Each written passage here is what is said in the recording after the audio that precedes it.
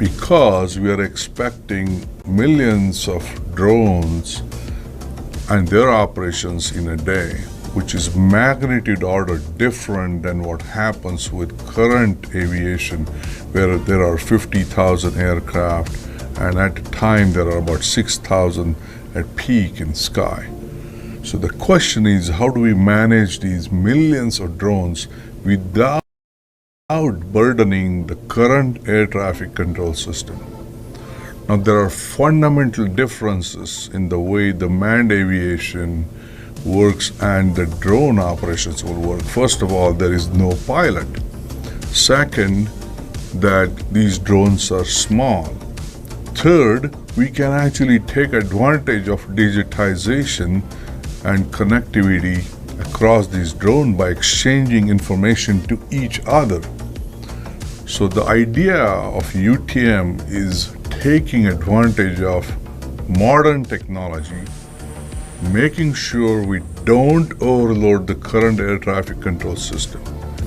Now, one of the big parts of UTM is this managed by exception paradigm. In today's operations, air traffic controller is the only one that has all the information on the radar display. With UTM, we can connect all the information, and that information can be shared across all the operators in the sky. That allows us to basically say that just tell me what not to do, and I will figure out a path that will avoid other vehicles in the sky. As PK mentioned, the system is a bit different than the air traffic control system used by the Federal Aviation Administration for today's commercial airplanes. UTM is based on digital sharing of each user's planned flight details. Each user will have the same situational awareness of airspace, unlike what happens in today's air traffic control.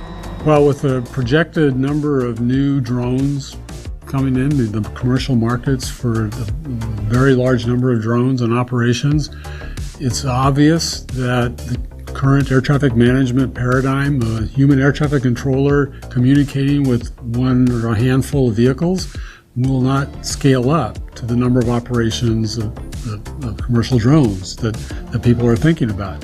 And so a new way of controlling this traffic had to be established or thought up. And so NASA came up with the idea and vetted it through the FAA and industry to have this automated system that really did not rely on human air traffic controller interaction. And a key to this is that industry would be providing these services. And this would foster competition and economic growth and such for the system. And so this whole development of this traffic management system, not manually controlled by the air traffic controllers, but by automated systems provided by third-party industry commercial providers, really is a major change in the way air traffic management will be done in this country, and necessary to satisfy the vast number of new entrants in this growing drone market. You think about the different ways that this system will impact people's lives. One simple one is ordering things online, right? In the future, you may be able to order something. It could be delivered to your house by drone in minutes to hours as opposed to days. That's one use case, right? So people can say, oh wow, that would be neat. Also, you can think about public safety, right? For example, fire departments. One thing they would like to do is to send a drone out before the truck can get there, right? It's possible for the drone to get to a site faster than a truck can, and they can survey the scene before their folks actually arrive.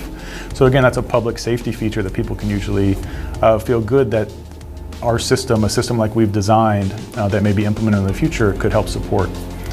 So let's imagine both of those things happening at the same time. Someone trying to deliver a hot dog to your house, and then actually a fire happening and the fire department wanting to get through. The system enables those kind of interactions, and it keeps the airspace safe, it keeps things from falling out of the sky, it keeps all the stuff working properly.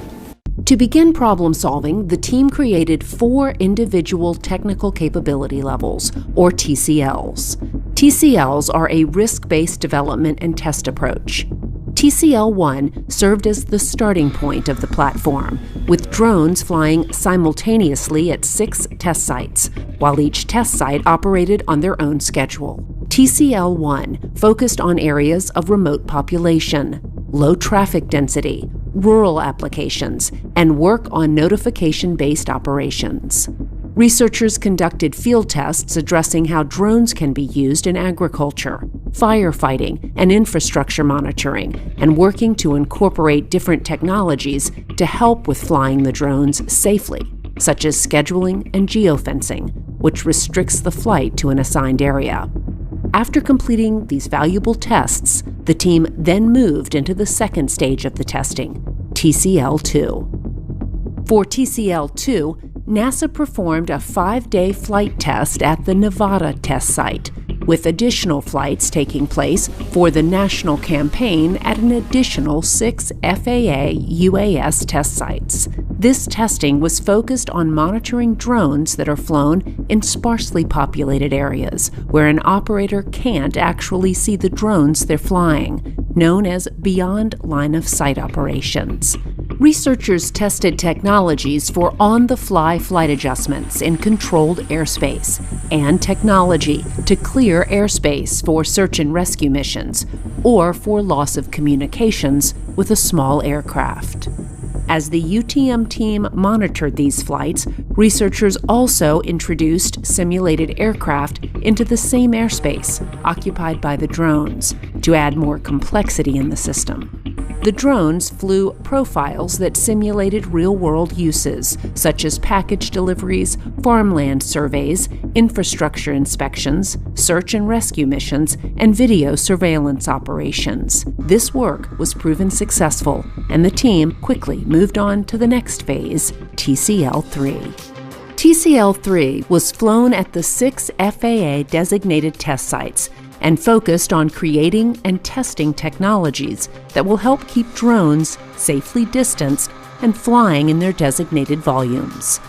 The UTM project also included the development of onboard technologies to help mitigate the risk from drones, both for those in the air and on the ground. These technologies are designed to help recognize and address potential problems while in flight and without human intervention. One of these technologies allows a drone equipped with special sensors and software to autonomously sense and avoid other aircraft. This capability level also tested vehicle-to-vehicle communications in areas with moderate UAS traffic density. Testing also included UAS ground control interfacing to locally manage operations, communication, navigation, surveillance, human factors, data exchange, and network solutions. Drones were also flown beyond visual line of sight and in close proximity in altitude and distance. The focused technology flight tests were conducted at Langley and Ames research centers and complemented the flight testing conducted at the designated FAA test sites. Both provided valuable information of the flight performance of the drones necessary to work within the UTM system. Since UTM is a new way to manage air traffic, human factor data collection in real-world conditions is critical to understanding the human-system interactions. We're really breaking new ground on the way human operators interact with complex systems. And so being here helps us get data on exactly their experience with this system. So for example, we are kind of monitoring the communication patterns that they use. So UTM as a system is exchanging lots and lots of data, and that data can be presented to those operators in a variety of ways.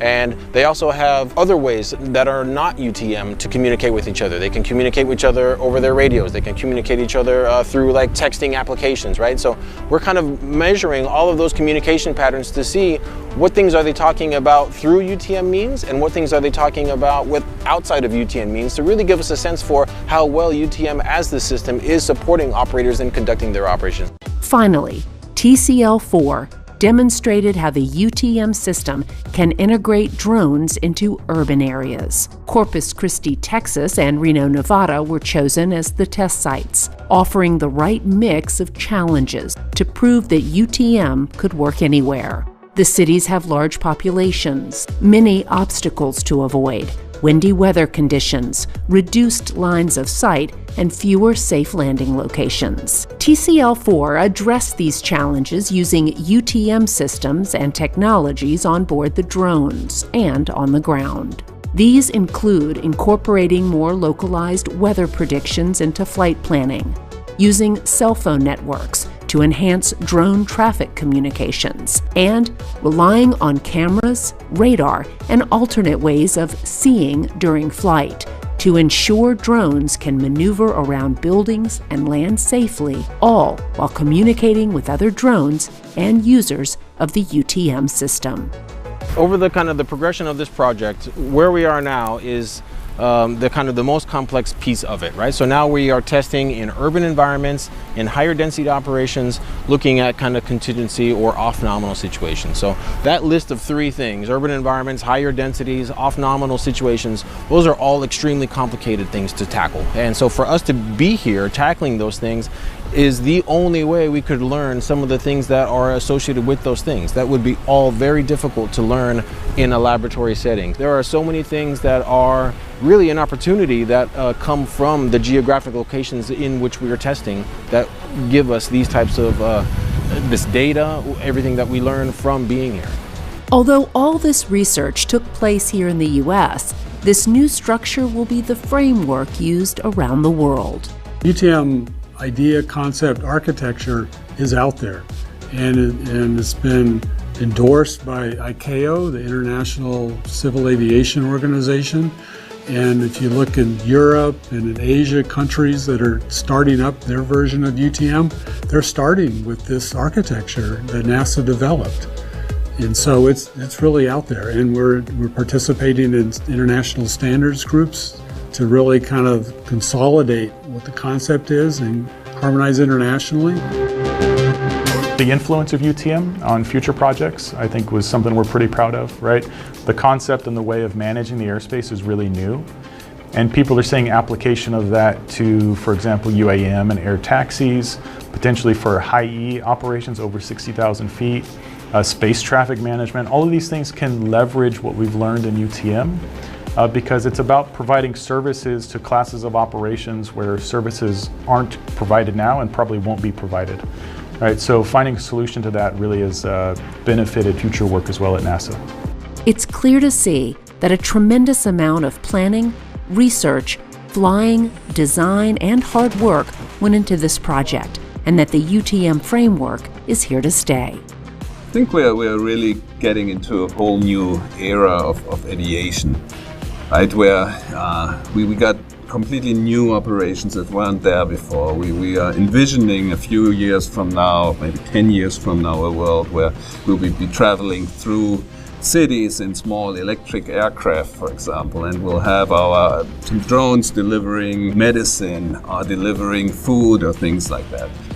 All this is really only going to be able if we set a foundation where we can use our great new automation capabilities, networking capabilities, really making use of digital ways to coordinate all these different operations and all this air traffic in a way that just wasn't possible before.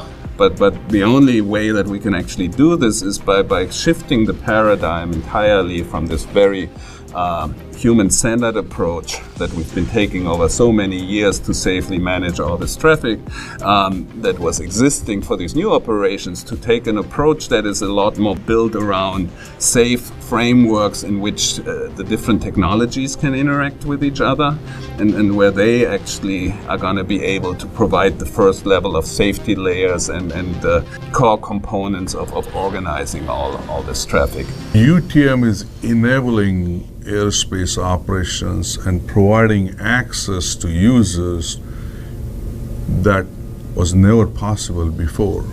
It's opened up skies in a way that we can now enable different types of operations in the airspace, and we have a way to manage the traffic because of UTM, which gives tremendous societal benefit of reaching places, cargo as well as people, that was not possible before. Low altitude airspace is leading a revolution in flight, and a multi-billion-dollar industry is emerging as a result. At no time in history has aviation been poised to enter the lives of so many people. From package delivery to first responders to safety inspections to video documentation, every person stands to benefit in ways we have only begun to imagine. We're really at a once-in-a-lifetime opportunity to be part of aviation. We see new aircraft like we've never seen before. We have new types of software systems, scalable and cloud-based. We have new companies that are entering the space that we haven't traditionally seen in aviation so far.